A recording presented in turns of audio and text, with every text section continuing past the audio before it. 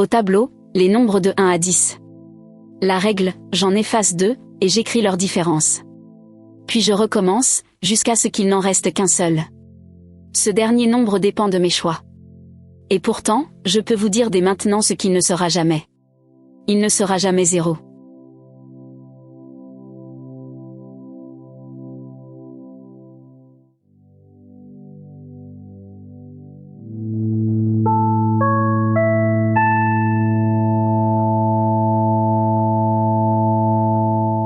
Reprenons calmement.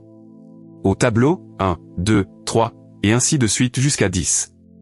Je choisis deux nombres, disons 7 et 4. Je les efface, et j'écris leur différence, 3. Il reste 9 nombres. Je recommence, 9 et 2, j'écris 7 à chaque tour, le tableau perd un nombre. Après 9 tours, il n'en reste qu'un. Le problème, c'est que ce dernier nombre change selon les couples choisis. Une partie donne 5. Une autre donne 1. Une troisième donne 9. Il existe des milliers de parties, et je ne vais certainement pas toutes les jouer. Pourtant, aucune ne donne 0. Aucune ne donne 4. Pourquoi? Voici le geste à retenir. Quand tout bouge, cherchez ce qui ne bouge pas. Une quantité qui reste identique après chaque tour, quels que soient les nombres choisis. On l'appelle un invariant.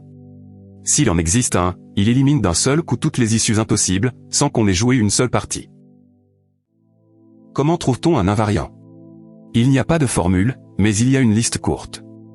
On regarde ce que le coup modifie, puis on essaie les quantités les plus simples, la somme, le produit, le nombre d'objets d'un type donné, un reste dans une division.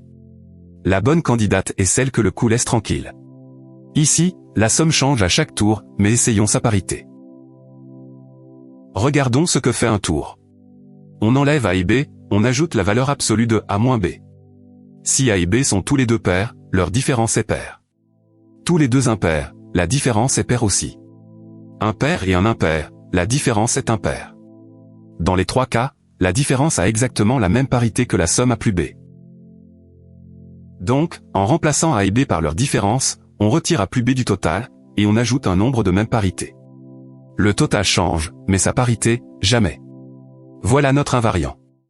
Or au départ, 1 plus 2 plus 3, et ainsi de suite jusqu'à 10, cela fait 55. Et 55 est impair. Vérifions sur une partie. Au départ, la somme vaut 55, impair. J'efface 7 et 4, j'écris 3, la somme tombe à 47.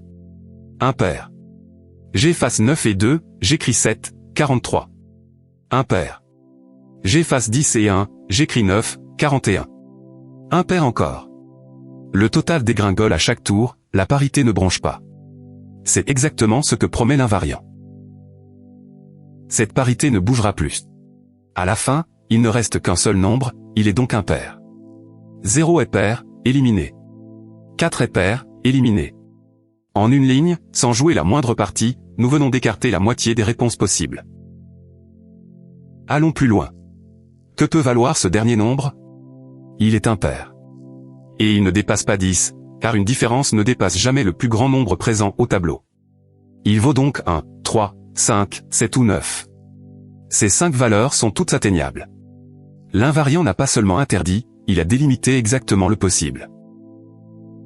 Une précaution, et elle est essentielle. Un invariant ne prouve jamais qu'une chose est possible. Il ferme des portes, il n'en ouvre aucune. Quand j'affirme que 1, 3, 5, 7 et 9 sont tous atteignables, ce n'est pas l'invariant qui le dit, il faut exhiber une partie pour chacun d'eux. L'invariant borne le possible par le haut, les exemples le remplissent par le bas. Les deux ensemble, seulement, donnent la réponse exacte. Et la méthode se transporte. Avec les nombres de 1 à n, le total vaut n, fois n plus 1, divisé par 2. Pour n égale 100, cela donne 5050, un nombre pair. Le résultat final sera donc pair, et cette fois, 0 devient possible. Changez l'énoncé, l'invariant vous donne aussitôt la réponse. Voilà pour le tableau. Mais un invariant n'est pas une astuce réservée aux nombres. Changeons de jeu. 16 ampoules, disposées en carré de 4 sur 4. Une seule est allumée, les 15 autres sont éteintes. Vous avez le droit d'appuyer sur un interrupteur, il inverse une ligne entière, ou une colonne entière. Ce qui était allumé s'éteint, ce qui était éteint s'allume. La question, Pouvez-vous tout éteindre? Essayez. Vous inversez la ligne de l'ampoule allumée, elle s'éteint, mais 3 autres s'allument. Vous inversez une colonne, le problème se déplace, il ne disparaît pas. On peut y passer l'après-midi. Et la bonne question n'est plus « comment faire ?», mais « qu'est-ce qui ne change pas ?» Codons chaque ampoule par un nombre, plus 1 si elle est éteinte, moins 1 si elle est allumée. Puis regardons le produit de ces 16 nombres. Au départ, 15 fois plus 1, multiplié par un seul moins 1, le produit vaut moins 1. Maintenant, appuyez sur un interrupteur. Y inverse 4 ampoules, puisqu'une ligne comme une colonne en compte 4. Le produit est donc multiplié par moins 1, 4 fois de suite. Or moins 1, puissance 4, vaut plus 1. Le produit ne change pas. Il valait moins 1, il vaudra moins 1 pour toujours. Et tout d'éteindre, ce serait un produit égal à plus 1. C'est donc impossible. Le plus célèbre de ces invariants s'appelle le taquin, ce carré de 15 pièces numérotées qu'on fait glisser dans une case vide. Intervertissez seulement les pièces 14 et 15, et le casse-tête devient insoluble. La quantité qui refuse de changer, ici, est plus subtile, c'est la parité du nombre de paires en désordre, combinée à la position de la case vide. Chaque glissement modifie les deux, mais jamais leur combinaison. Échangez 2 pièces la retourne, et vous voilà enfermé dans l'autre moitié des positions, pour toujours. Et cette idée dépasse de très loin les casse-têtes. En 1918, la mathématicienne allemande Emmy Noether démontre un théorème qui porte son nom, à toute symétrie continue d'un système physique correspond une quantité conservée. Le fait que les lois de la physique soient les mêmes hier et aujourd'hui donne la conservation de l'énergie. Qu'elles soient les mêmes ici et ailleurs donne celle de la quantité de mouvement. Les grandes lois de conservation ne sont pas des observations, ce sont des invariants. Retenez le réflexe. Face à un jeu où l'on répète une opération, ne cherchez pas la bonne suite de coups, cherchez ce que le coup laisse intact. Une somme, une parité, un produit, un reste. Un invariant ne dit jamais comment réussir.